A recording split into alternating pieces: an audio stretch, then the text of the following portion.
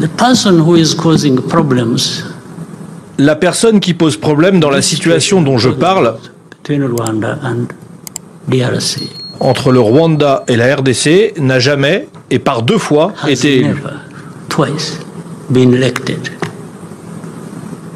This man Tshisekedi was never Cet homme, Tshisekedi, n'a jamais été élu en premier. Il ne l'a pas été du tout.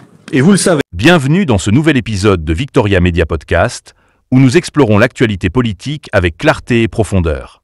Aujourd'hui, nous nous penchons sur une déclaration polémique de Paul Kagame, président du Rwanda, qui a qualifié le président Félix Tshisekedi d'idiot.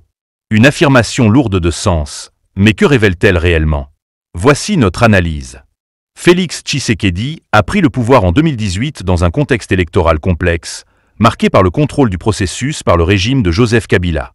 L'objectif initial de ce système, orchestré par Corneille Nangaa, était de favoriser Emmanuel Shadary. Pourtant, contre toute attente, Félix Tshisekedi est sorti vainqueur sans effusion de sang. Un contraste flagrant avec l'accession de Paul Kagame au pouvoir, marqué par des événements sanglants, notamment l'assassinat. L'assassinat des présidents du Rwanda et du Burundi. Question: qui est réellement l'idiot dans ce scénario? Celui qui prend le pouvoir pacifiquement ou celui qui laisse derrière lui un sillage de violence?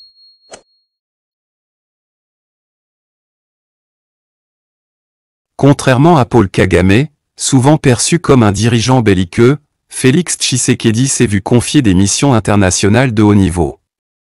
Il a été mandaté pour résoudre des conflits complexes, comme celui entre le Rwanda et l'Ouganda, ou encore au Tchad.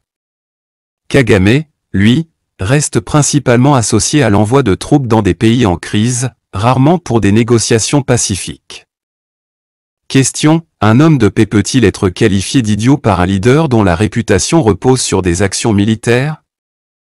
Face à l'exploitation illégale des ressources minières de la RDC par le Rwanda, Tshisekedi a opté pour une stratégie intelligente, approcher Kagame pour comprendre les réseaux de vente des minerais. Une fois les informations obtenues, il a signé des contrats directs avec des partenaires asiatiques comme les Émirats arabes unis et la Chine, coupant ainsi Kagame de ses revenus illicites. Question: peut-on parler d'idiotie ou d'une stratégie brillante pour protéger les intérêts de son pays?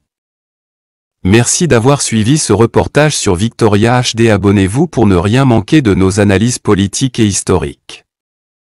À bientôt pour un nouveau numéro.